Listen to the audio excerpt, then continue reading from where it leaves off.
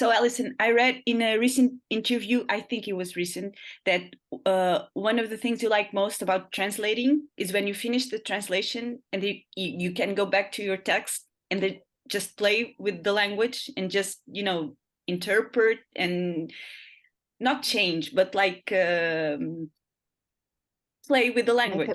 Yeah, playful, make it playful.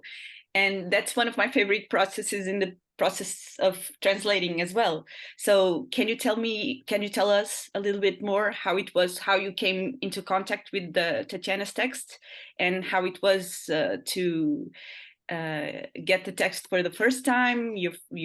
How did you the first things you did when you read the text, your first impressions, maybe? Yeah, sure. The publisher who published Tatiana's previous book in English offered me the translation, and I had already read the book, and so I already knew, what it was, and I was keen to do it. I think there's an impact when you read a book that's different to the impact when you're translating a book.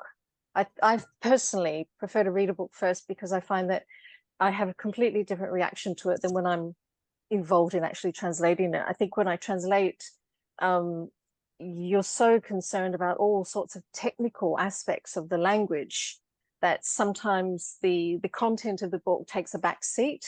So I like to know how I respond to it, first of all, as a reader, because that at the end of the day is also the feeling that I want to reproduce. I don't want to miss that by concentrating too hard on the details, even though the details are extremely important.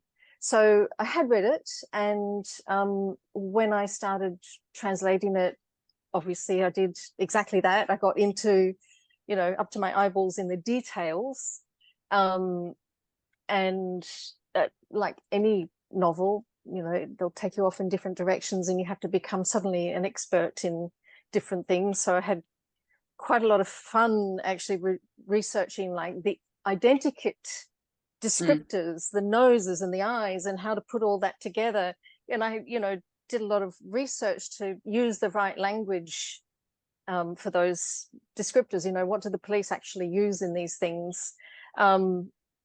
So there was all of that, and then there was obviously, the really powerful scenes that are the different moments of the rape coming back to her, and also the scenes that you've just been mentioning between her and her partner, and a lot of those are very layered and rhythmic, and there's a lot of run-on sentences without standard punctuation, and so that's a really different process, which is more about flow and rhythm and looking for clarity, but also looking to reproduce that tumult of those scenes as well. Yeah, I just reread the book because I thought I tend to forget details myself, so I just reread the book and I found myself reacting to it again as a reader, not the translator, and I was quite impacted by those scenes once again.